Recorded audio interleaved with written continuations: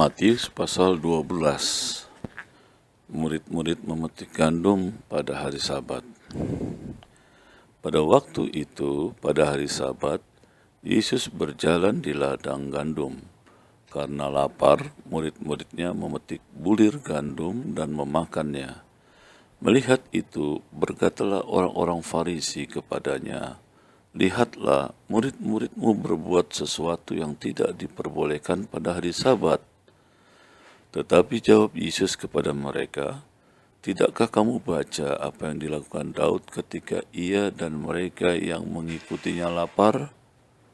Bagaimana ia masuk ke dalam rumah Allah dan bagaimana mereka makan roti sajian yang tidak boleh dimakan, baik olehnya maupun oleh mereka yang mengikutinya, kecuali oleh imam-imam.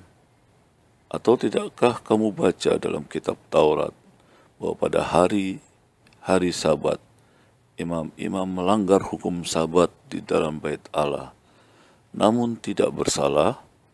Aku berkata kepadamu, di sini ada yang melebihi bait Allah.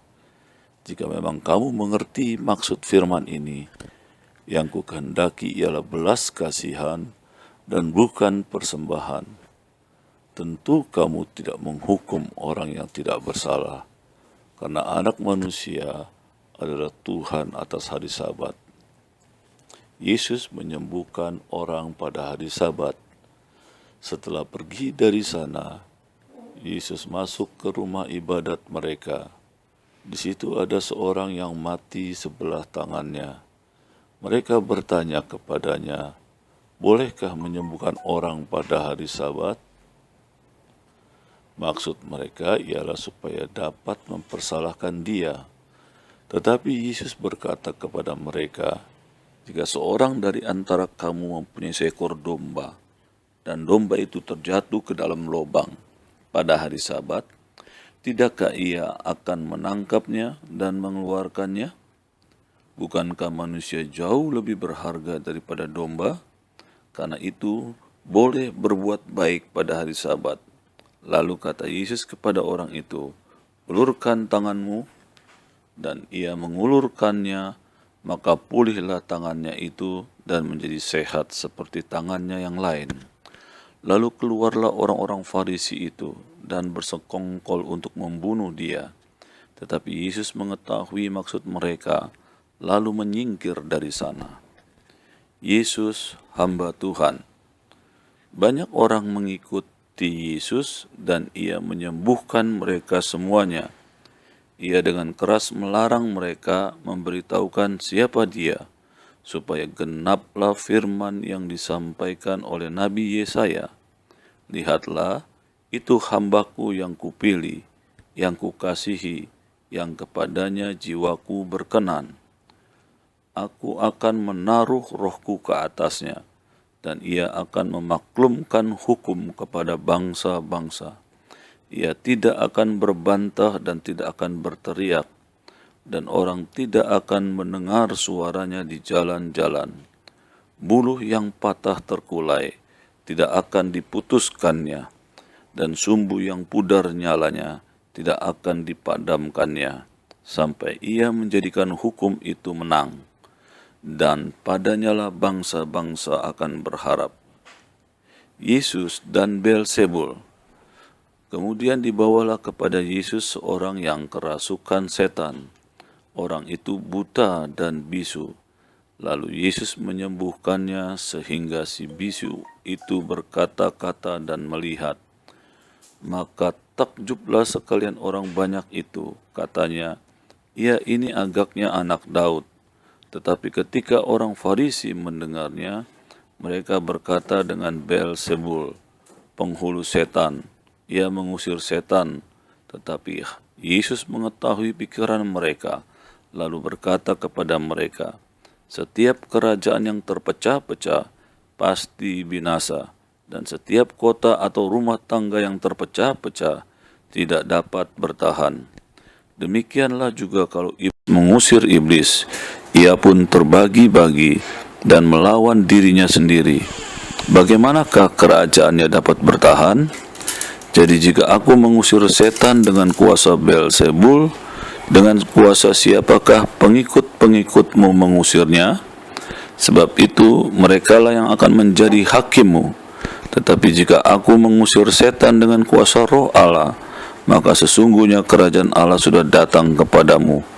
Atau bagaimanakah orang dapat memasuki rumah seorang yang kuat dan merampas harta bendanya apabila tidak diikatnya dahulu orang kuat itu? Sesudah diikatnya, barulah dapat ia merampok rumah itu.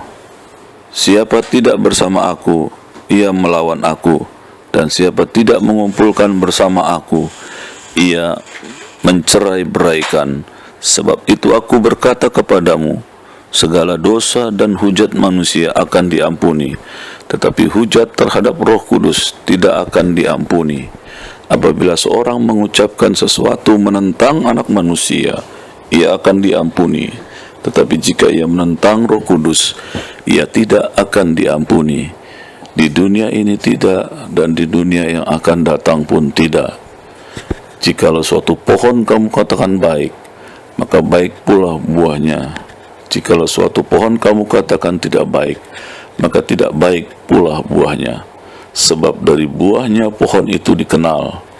Hai kamu keturunan ular beludak, bagaimanakah kamu dapat mengucapkan hal-hal yang baik, sedangkan kamu sendiri jahat? Karena yang diucapkan mulut meluap dari hati. Orang yang baik mengeluarkan hal-hal yang baik dari perbendaharaannya yang baik, dan orang yang jahat mengeluarkan hal-hal yang jahat dari perbendaharaannya yang jahat. Tetapi aku berkata kepadamu, setiap kata sia-sia yang diucapkan orang harus dipertanggungjawabkannya pada hari penghakiman, karena menurut ucapanmu engkau akan dibenarkan, dan menurut ucapanmu pula engkau akan dihukum. Tanda Yunus. Pada waktu itu berkatalah beberapa ahli Taurat dan orang Farisi kepada Yesus, Guru, kami ingin melihat suatu tanda daripadamu.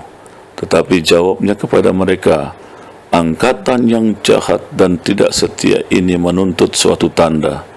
Tetapi kepada mereka tidak akan diberikan tanda selain tanda Nabi Yunus. Sebab seperti Yunus tinggal di dalam perut ikan 3 hari 3 malam, demikian juga anak manusia akan tinggal di dalam rahim bumi 3 hari 3 malam. Pada waktu penghakiman, orang-orang Niniwe akan bangkit bersama angkatan ini dan menghukumnya juga, sebab orang-orang Niniwe itu bertobat setelah mendengar pemberitaan Yunus. Dan sesungguhnya yang ada di sini lebih daripada Yunus. Pada waktu penghakiman, ratu dari selatan itu akan bangkit bersama angkatan ini, dan ia akan menghukumnya juga. Sebab ratu ini datang dari ujung bumi untuk mendengar hikmat Salomo, dan sesungguhnya yang ada di sini lebih daripada Salomo. Kembalinya roh jahat. Apabila roh jahat keluar dari manusia, ia pun mengembara ke tempat-tempat yang tandus mencari perhentian, tetapi ia tidak mendapatnya. Lalu ia berkata, aku akan kembali ke rumah yang telah kutinggalkan itu. Maka pergilah ia dan mendapati rumah itu kosong, bersih tersapu dan rapi teratur. Lalu ia keluar dan mengajak 7 roh lain yang lebih jahat daripadanya, dan mereka masuk dan berdiam di situ. Maka akhirnya keadaan orang itu lebih buruk daripada keadaannya semula. Demikian juga akan berlaku atas angkatan yang jahat ini. Yesus dan sanak saudaranya. Ketika Yesus masih berbicara dengan orang banyak itu, ibunya dan saudara-saudaranya berdiri di luar dan berusaha menemui dia. Maka seorang berkata kepadanya, lihatlah, ibumu dan saudara-saudaramu ada di luar dan berusaha menemui engkau. Tetapi jawab Yesus kepada orang yang menyampaikan berita itu kepadanya, siapakah ibuku dan siapakah saudara-saudaraku? Lalu katanya sambil menunjuk ke arah murid-muridnya, ini ibuku dan saudara-saudaraku. Sebab siapa yang melakukan kehendak Bapakku di surga, dialah saudaraku laki-laki, dan dialah saudaraku perempuan, dialah ibuku.